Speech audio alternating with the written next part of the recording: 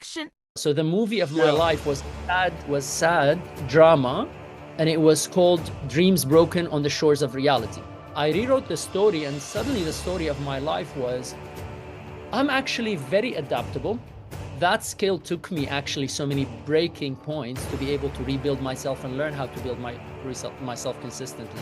It changed who I am, and suddenly the title of my movie and the genre became an adventure, and the title of my movie, A Life to Die For. Cut.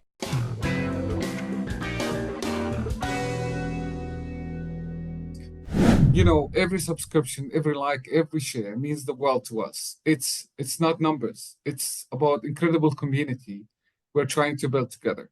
So if you haven't already, please make sure to hit subscribe, drop a like, and share this with your friends. It's more than just a support, it's a journey we are taking together to spread these great minds and their even greater stories. Monday Talkers, welcome back again to another episode of Monday Talks. Today, we're thrilled to have Moustafa Hamwi. How are you, Moustafa?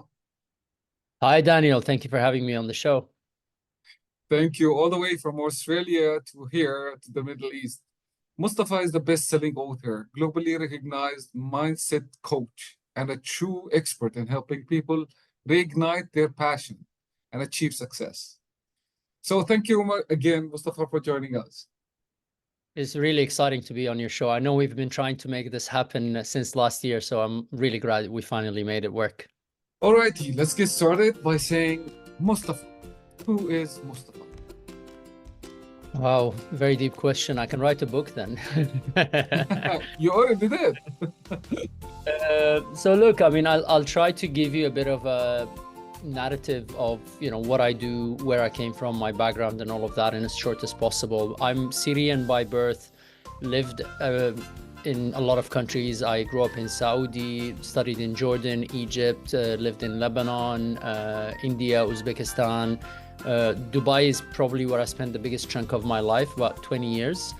I started my career as a telesales operator. From there, moved to become a PR guy. I was handling the PR for Nokia in the Middle East. And Nokia, from there, I handled all the nightlife events, access. So you can imagine how my life went, especially back in the days. I think you're as bold as I am, so we're old enough to remember what a Nokia is. And Nokia had the biggest marketing budget in anywhere in the world, and especially in the Middle East. So I was the PR guy for that, having access to all nightlife and events. Became one of the most popular guys in Dubai because of all the party access that I had in events. I left eventually the company that I was working for and opened up my own agency. Took it from 4 people to 45 people, multi-million-dollar turnover. And then got into nightlife, events, clubs, things like that. And my partners at that time opened what used to be the Cavalli Club. And from there, you can imagine how my life was. Outside was very shiny, inside very empty. Woke up one day not happy with my life, bought a one-way ticket to India. So that's kind of the journey, at least from the, I'd say, prehistoric of the transformation up until that point. Well, can I say a global citizen? Like, you mentioned so many countries in the map of your story, and you started from Syria all over the Dubai, now you're Australia, and ticket to India. Like, was it challenging, or was it like you enjoyed every part of it? Very interesting. I mean, in context of things that I do, I would say was not easy at that time. And it's one of those things that I talk about in my recent book, which I would, we'll talk about later. But that whole mindset at a point of time that all of those things were some of the worst things that have ever happened in my life. For a kid, you can imagine you need time to form friendships and you need to bond over time. And I was moving schools, even if not countries, in the same country. I'd move schools every 1 to 2 years. Many reasons, family, financial situations, sometimes up, sometimes down. So sometimes I'm upgraded in schools and sometimes I'm downgraded. Reality is I never stayed long enough in a school to have friends. So I'd move schools, then I move countries, then I move another country. And that naturally meant my people skills did not develop in a certain way. Even with sports, I was the guy that nobody wanted in a football team. Literally, I'm like, me. And by the end, when they choose me, oh no, we have this guy. So I'm like, I didn't even know how to Goalkeeper. play. Literally, I'm the guy who nobody knew how to play. Well, actually, the reserve, not even the goalkeeper. So I was but that naturally taught me a lot of other things which I didn't appreciate at that time. So over time, what started happening is I started also learning to be very adaptable, because I had to learn to figure out people very quickly. I had to read people very quickly. I had to be able to determine, friend or foe very quickly, and determine how can I add value and exchange value and move on with that. And some of those relationships, while they might not be quantitative in numbers, although like in the nightlife and events, you can imagine the surroundings that you have and the entourage and all of that. But I'm not talking about that. I'm talking about genuine human relations. The ones that I develop generally are very deep and very strong, because they go very deep because of the experiences of filtering through. So that was a long answer to your question about Who's Mustafa? yeah, well, not just Moustafa, the part about, okay, well, how did I find that hard or easy on me? It was hard in the short term, but as I reflect, it made me who I am. And now, yes, I am a global citizen, because that life was mostly Middle East, from kind of generally the countries that I lived in. But as I now left Dubai about 2020, not fully, I basically, Dubai is one of the destinations I spend a decent amount of time in, but I live in between Dubai, Melbourne, and soon enough Bali. So I'll be Melbourne, Dubai, Bali as a base, and then I use the base that I'm in to give me access to different destinations. So the global citizen element of it, and how hard was it? It looked hard, and I was really depressed about it for a period, until I realized that that's the thing that prepared me now to be able to live such a global nomad and executive nomad life. Cool. Now, let's talk about your book, Slingshot. Yeah. Promises to help readers. Yeah, I believe you promised there to help readers heal their past, master their mindset, and ultimately launch themselves towards brighter future. That's big promise. That's Big a talk. powerful promise. Big talk. Let's see if I can Can you walk tell the us, talk. like, can you just give us a bit of about what inspired you to write the book first? Well, that will take me to the continuation of my story. So that was up until before I bought a one-way ticket to India, and then during the few years before I bought a one-way ticket to India, I was going on a journey of soul search, like a lot of your listeners. We're just trying to be better people, improve ourselves, learn and grow. And then what started happening is I would go to kind of the coaching space, which was all about go, go, go. It's all in the mind over matter. You can make things happen. But I was trying my best and something wasn't working. I'm sure you resonate with that as much as a lot of your listeners. Is like, you really do your best, but something is not working. And it's not a glass ceiling, because a glass ceiling, sometimes a stubborn person like me would shatter through. You just keep pushing till you break it. It's just something that is more like a string pulling me back. So I go, go, go. It's a rubber band. You go, go, go, go, and then it snaps you back. And you run, run, run, run, and then it snaps you back. And I'm like, listen, I can't deny those feelings. So I went into the world of healing. In the world of healing, I ended up digging deeper and deeper and deeper. And guess what happens the deeper you dig? The deeper you dig, the deeper the hole goes. And then you can never dig yourself out of it, because I would go and solve one problem only to find two problems under it. And then I dig deeper only to find two problems. You got stuck. And then I got stuck, and I'm like, there's a problem here, because this was the kind of the future wasn't serving me, past wasn't serving me. And I realized there's an inherent problem or a challenge with the self-help industry, is that it is generally unipolar, because it either focuses on this or that. And I want to be careful in what I say here, but I want to be honest to serve the listeners, is there's also an inherent benefit to some of the people in the industry, because that means you come back for more. That means if you go for a healing workshop and that doesn't solve a problem and only uncovers two, now you need level 2, and now you need level 3, and now you need level 4, and you're always upsold. So can we dig here deeper? When it's a whole book there, but let's get a specific tip or a technique viewers can try now at home to begin with, like letting go of past baggage or throwing out the, the past behind their back, or what can they do now as a practical tip? So look, I'll give you the overall premise of the book and how to do it, and then I'll give you 2 steps to execute that. Okay. So, and I'll tell you why, because this book is about rewriting the story of your life. It's not about one fix. And this is why I said, we'll see if I'll walk the talk. I'm not promising you a one-time fix. I'm promising you a system that will help you figure out a way to deal with your stuff, and not once, on continuous basis. Because dealing with your issues is like brushing your teeth. Is one time enough? If anybody tells you that, they're lying to you. And if I tell you this is a one-time fix that you're never gonna need anything after, I'm lying to you. Don't believe me or anybody else who tells you that. You need to brush your teeth day in, day out. You go to a dentist and get a teeth whitening, fine. But if you don't brush every day, it's gonna go. So I'm gonna give you the concept, which is around rewriting your story. Okay, so this whole book, if I'd summarize it, it's about rewriting the story of your life. I wrote the story of my life as I moved from different countries and this, and I could never make friends, and I was lonely, and I had no people skills, and when I rewrote the story, I'm adaptable, I can survive, I can read people.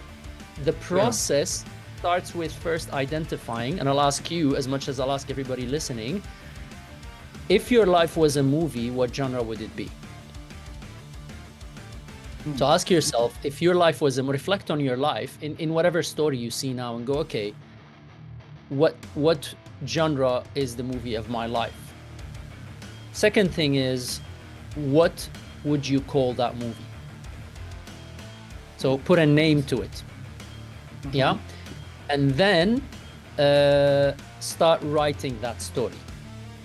My life is, so I'll give you a real example. This is me being vulnerable and open here. Is at the down point of my life, after my whole journey of India, coming back, becoming a speaker, all of these things, and going through those challenges, which eventually led me to write the book, okay, is I would sit down, and I was in Dubai, I'd go somewhere, I remember in Jumeirah Beach, and around sunset time, I'm sitting there and kind of, oh, my life, you know, I've done my things working, and I'm sobbing, and at that time, literally in my head, this is where this analogy came from, I'm like, my life is a sad movie, and the title of my movie, Dreams Broken on the Shores of Reality, because I'd see the waves hitting and I'd imagine my dreams all shattering.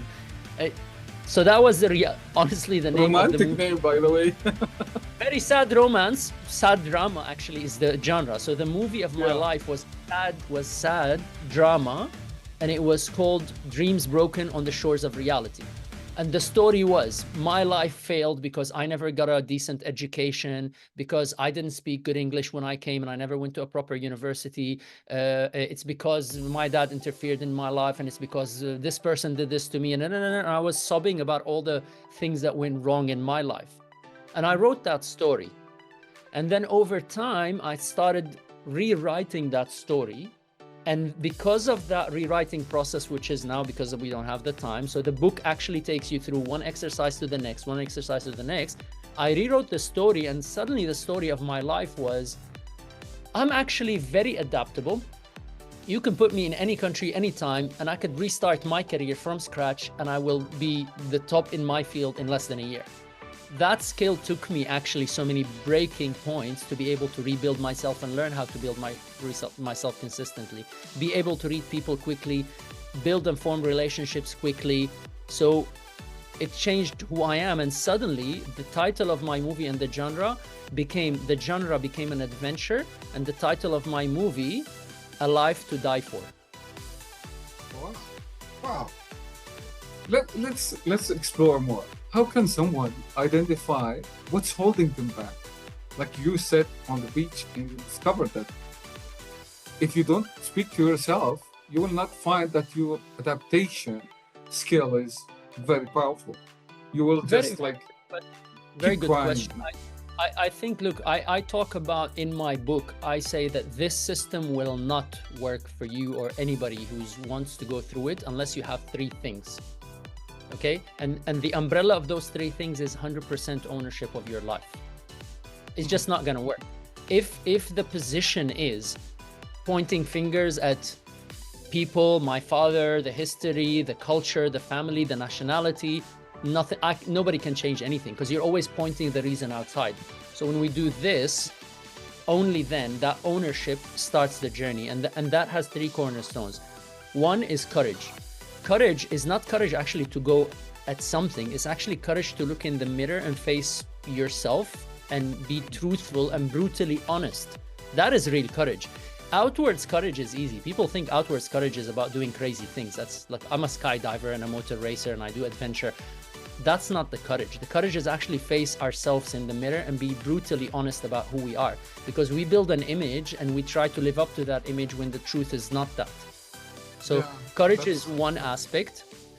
Second is humility, which is to say, okay, now I'm courageous enough to look in the mirror and go, maybe I am not who I thought I was. Number two, humility is to put your hands up and say, I really need help.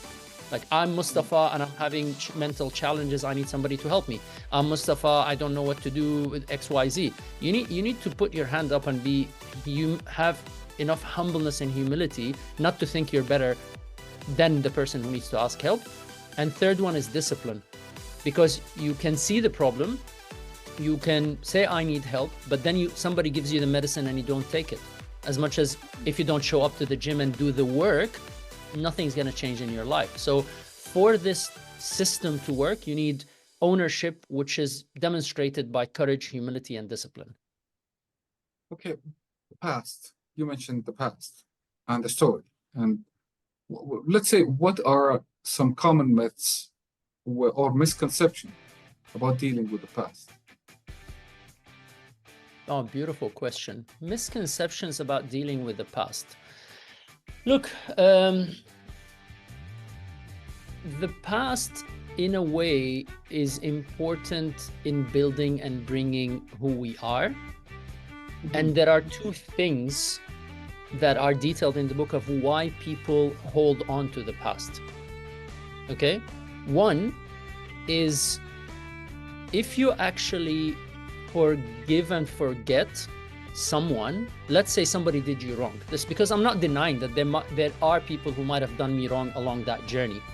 Whether I hold them as the reason for everything wrong in my life, that's a different conversation. They're just factors, and they've been past becoming part of you. Yeah, but it's a tough dilemma what you just said now, because one part is I have to live with the results of that. Okay. But part two, it is the past and I can't change it. So now you have a dilemma that we actually have to deal with, of what is it that actually, how do we handle that? And the first thing is to actually understand, if we let go of that negative thought of the past, we're not actually saying that it's okay. I'll use an extreme example just to bring the context. Let's say I'm passing by a street and somebody hits me with a car, and that because of that I lose mobility, or I end up losing a body part, or I end up being injured permanently for the rest of my life. Now I cannot change that, I have to live with it, but I cannot change also the fact that suddenly something was taken away from me. That's too much of an ask to say that, ignore that, fine, but that's easier said than done theoretically. Sure. So then what do? You can't do either or. You can't forget. So forgive and forget is stupid. Because if you actually forgive and forget, you're going to make the same mistake again. So what you do is you forgive by letting go of that, saying that although I do not agree to the actions of that person, because I do not want to make their actions okay, because what they did is wrong, but I'm choosing to forgive because that relieves me from the burden on my shoulder. Then I separate. That's a term I learned in consulting. That's the terminology I learned in consulting, because they have a word called decoupling. It's a beautiful word. It was a aha moment. Like, sometimes you're trying to solve a problem that has two things and you can't solve it. So when you decouple them, you say, I say okay to this, but I don't say okay to that. I say okay to let go, but I don't say okay to the fact that this person hurt me. It's not okay for this person to hurt me, because they should not hurt other people. But it's okay for me to let go of that, trauma in my life. And the second thing about the past is that we hold on to our past because the past generally justifies the actions we take. Because if somebody did something to me, then because of that, I took other actions and other actions and other actions, or maybe because of a perception in my mind about where the world is and what life is. So we end up making decisions accordingly. And because of that, it's very hard to let go of that story. Because if you built your life on that fact and you take away that story, guess what's going to happen? All of that story collapses, which means sometimes I'll look at myself and go, I was stupid. It's like, it's not fun. That's not fun. Nobody wants to look back and go, that will take us to another step, which is like the mindset, mastering your mindset, right? You talked about this in your book, and there's something you mentioned, the monkey ladder. Yes. Right? Yeah. Cool. This technique, can we elaborate more about it and how it can help our viewers from self-limiting beliefs? Beautiful. So you're gonna allow me a bit of space because I have to tell the story of the monkey ladder first. Because now you said monkey ladder. Of course. Let's understand the monkeys first. So, this is actually a scientific experiment. It's a bit tricky because it is a scientific experiment, but it wasn't actual like monkeys. So it was but it was accredited in journals. It was a published scientific experiment in journals. So what it is, it's if there are 5 monkeys, okay, they put them in a room, they put a ladder, and they put bananas on top. And the monkeys would obviously run up wanting to grab the bananas. They get a hose, a strong water hose, like the one they use the firefighters, and they hose them down very strongly, like a form of punishment for attempting to grab the bananas.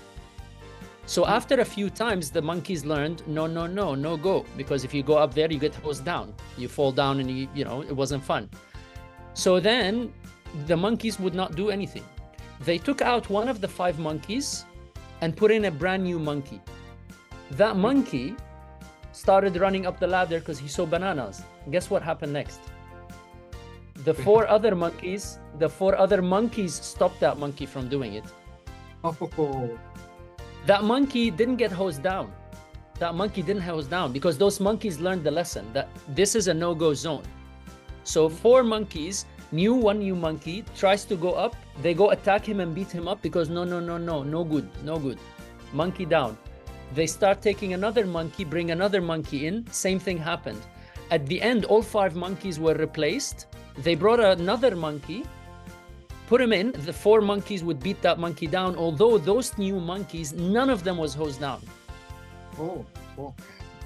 To understand what happened is a cultural programming of what happened in our this is what you and me and anybody who's listening asking ourselves and going, I am not doing because I was told not to do, but I don't really think and understand why. It's just somebody told you. It's a belief about something that somebody told you should do or you should not do. And this starts really early on in life with parental conditioning and cultural conditioning and community conditioning and friendship conditioning. And if you see now back, whatever it is, and I'm not saying it's good or bad, I'm just telling you those things define you sometimes without you actually knowing what they are. So that's a very important aspect over here to think of. So that's the monkey ladder story. Okay, that's the monkey ladder story. So the question is, how do we break away from the monkey ladder? That we're stuck from that analogy of, hold on, maybe we are programmed. Okay, maybe we are programmed by our parents and by our culture and by our friends to do certain things in a certain way. So what you got to do is, again, another exercise from the book is you actually grab a piece of paper and you identify the limiting beliefs, and those are categorized. Okay, there are limiting beliefs about the world in general. Okay, and there are limiting beliefs about the community and the society or the group around you, and there are limiting beliefs about yourself. So I'll give you an example. You just think big impacts the whole world. So if you're saying, I have a limiting belief about the world that there was a belief, if you look back at some of the videos on social media about, for example, running, there was if you look at gymnastics in the Olympics, 50, 60, 70 years ago, it looks like a child play now. Because there's a limiting belief that nobody can ever break that until somebody breaks that barrier. Yeah. If you think about I can't remember the name of the lady that went on a bus in the US when Africans were not allowed on the bus. And then she refused to get off that chair. So there was a limiting belief that was programmed because that was instructional, that was by law, and then that started the revolution that created the movement of freedom, which eventually then you have a guy who stood up there and said, I have a dream. Malcolm X, you know? Martin Luther King. Martin Luther King. And then that naturally started breaking those beliefs. So you really got to start looking at those beliefs. Another limiting belief would be women cannot. Okay? A woman cannot do X, Y, Z. What about one stronger one? The self-talk. You know, this is the biggest force to overcome. This is the biggest limit. What I'm trying to explain to you, though, is you got to understand is trying to change your self-limiting belief without changing the bigger limiting belief doesn't really work, because you are constrained in a community.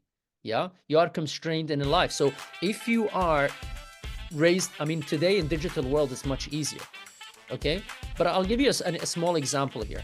I was flown in to coach some person, okay, who's a teenager, and his dad paid me to help him find his passion. And I actually found that his passion clearly guaranteed was that he's a chef. This guy was made to be the next Gordon Ramsay. He's genius. And he was still 16. Wow. You know what's his dad answer when I went back to the dad? He said, over my dead body, my son works in the kitchen. Limiting belief about what? Men do not work in the kitchen. So that father, the son has a dilemma because the son wants to make daddy proud. And daddy's financing that, and especially in a Middle Eastern culture, in an Arab culture, because that's a much stronger bond than in a Western culture. So now you've got the whole Arab culture, and then you've got the communities, the specific country, and you've got that specific family. So if you try to go to that person and try to take the limiting belief out, you have a bigger dilemma that he's got, I'm going to disappoint my dad. So to untangle that, first we have to dismantle multi-layers. One of them is men can work in the kitchen and they can be successful. And you look at somebody like Gordon Ramsay, I think 200+ million net worth, and he's a chef.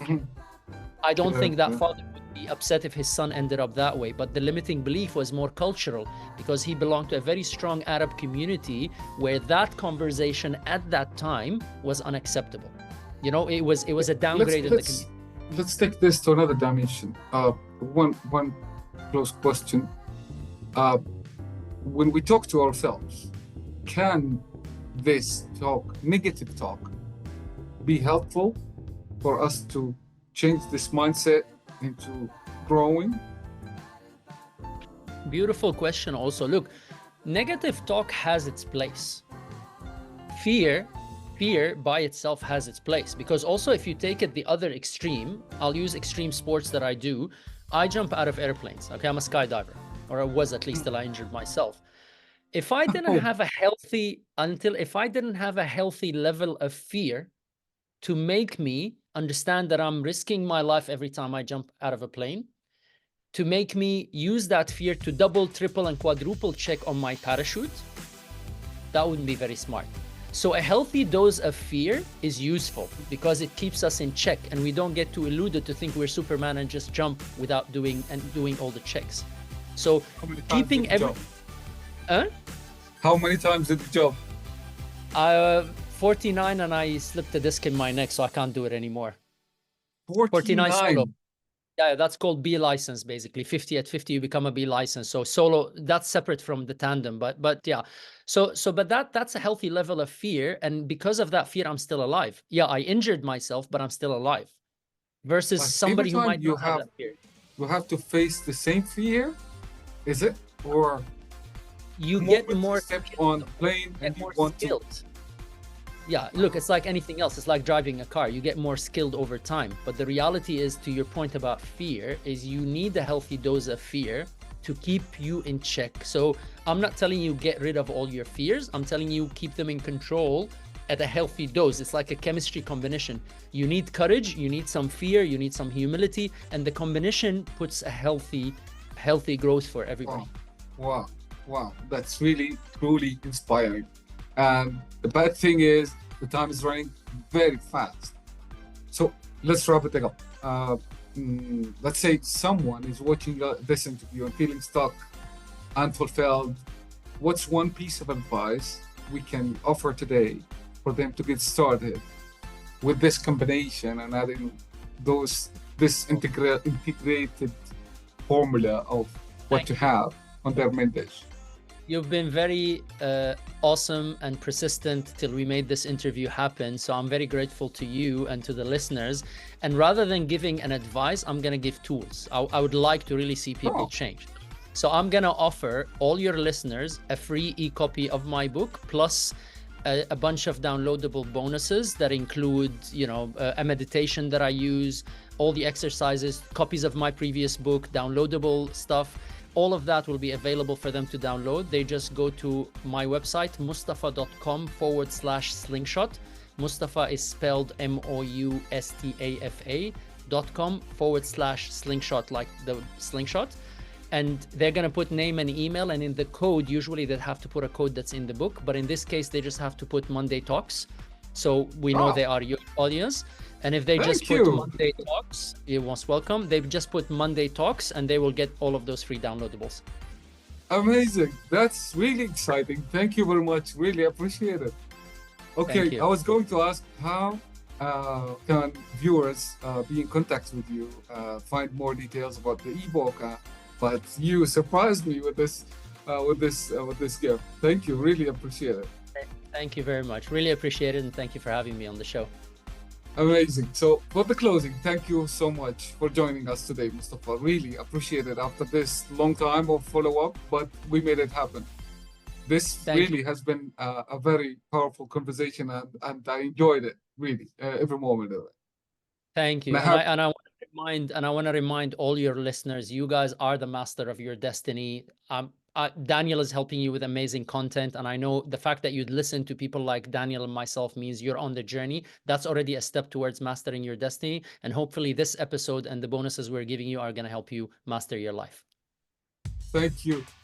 I have no doubt this will leave a lasting impact to our viewers. So until next time, keep the passion alive and keep slinging yourselves towards your dreams. For our viewers, remember to follow, like, subscribe. Monday Talks is here for you to share more and have more. So stay there and stay tuned. Until next time, stay empowered. Take care. Bye. Thank you.